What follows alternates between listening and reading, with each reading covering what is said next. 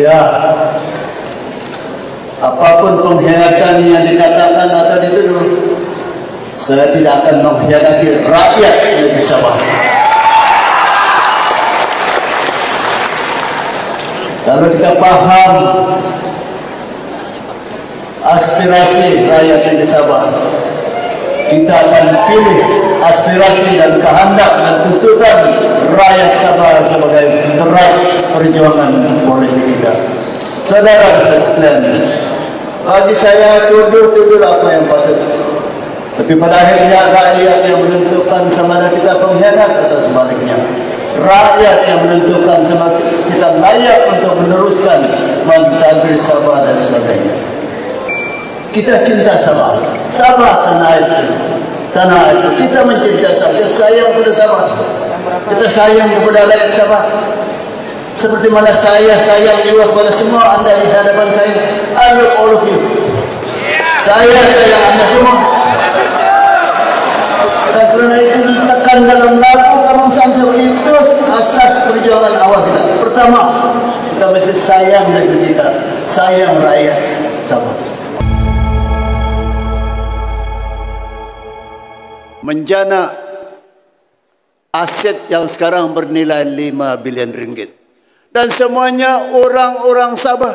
Kita ambil orang-orang Sabah yang pernah berkhidmat dengan Shell, daripada Petronas dan sebagainya, kita majukan, kita kumpul mereka dengan pemikiran dan daya kemampuan mereka. Kita telah berjaya membina sebuah syarikat minyak milik kerajaan negeri yang bernilai 5 bilion ringgit dengan hanya modal 50 juta ringgit. Ini pencapaian kita. Pencapaian yang tidak boleh dinafikan. Orang boleh bercakap, boleh kritik itu dan ini.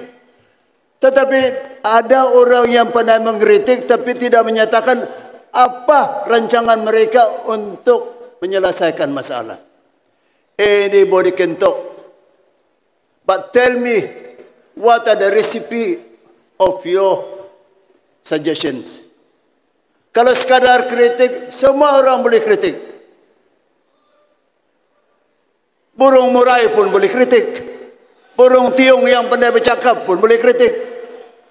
Tapi dia tidak faham dengan apa yang dia cakap. Betul atau tidak?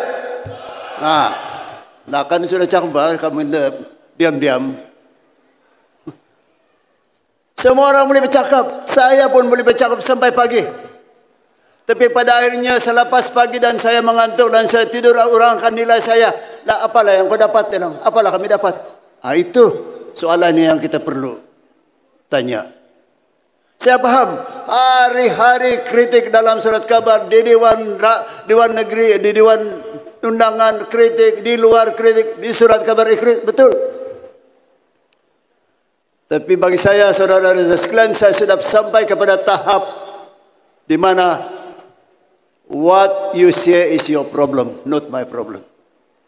Apa yang anda cakap itu masalah anda, bukan masalah saya. Masalah saya ialah untuk membuat yang terbaik dan menunjukkan hasil apa yang saya telah buat. Itu masalah saya. Dan saya mengantuk dan saya tidur, orang akan nilai saya. Lah apalah yang kau dapat? Apalah kami dapat? Itu soalan yang kita perlu tanya. Saya paham hari-hari kritik dalam surat khabar, di Dewan Negeri, di Dewan Undangan kritik, di luar kritik, di surat khabar kritik, betul. Tapi bagi saya, saudara-saudara sekalian, saya sudah sampai kepada tahap di mana what you say is your problem, not my problem.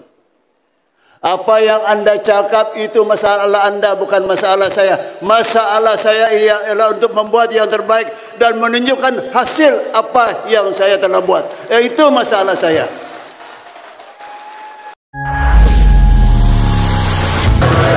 Tema ucapan saya tadi sebenarnya ialah keperluan bagi kita untuk mempertahankan pencapaian kerajaan yang telah dibuat setakat ini.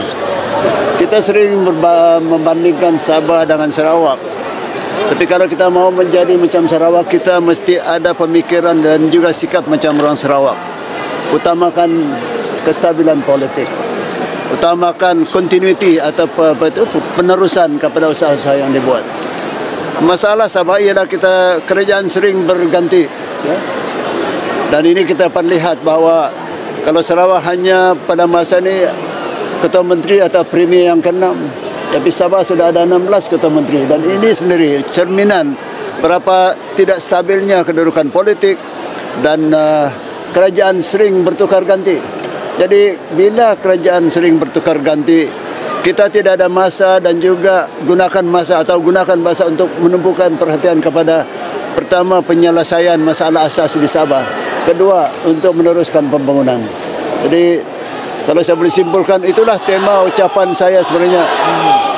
Dan untuk melaksanakan, ya, untuk menerapkan orang kata pemikiran dan sikap tersebut, kita mesti sayang kepada negeri kita. Kerana itu saya bercakap mengenai lagu kebangsaan Sabah, Sabah tanah air itu, Sabah tanah airku. Kerana sebenarnya itulah sebenarnya asas atau matlamat atau visi negeri Sabah yang telah dizahirkan oleh pemimpin-pemimpin yang terdahulu dan masih relevan sampai sekarang. Ini kadang-kadang masalah ini, there is too much ego in our political system. Everybody want to be the winners, but not many people want to actually work in dirty their hands. I think we should, when we talk about the winners, you know, bagi saya lah, Sabah, politics Sabah should not be a zero-sum game. Menang-menang semua, kalah-kalah semua. Kalau itu sikap kita sampai bila-bila masa saja, rakyat Sabah tidak akan bersatu. Kerana politik kita mengarah kepada saya mesti menang, yang lain mesti kalah. Tidak. Kita mesti bekerjasama, melihat kepentingan yang lebih luas. Dan kepentingan yang lebih luas ialah sebenarnya membangun negeri Sabah. We have so much potential. We have a lot of resources. But what we are lacking is the will to unite, in the will to work, and dirty our hands. Everybody want to be leaders, but nobody want to work, or not many people want to work. It should be the reverse.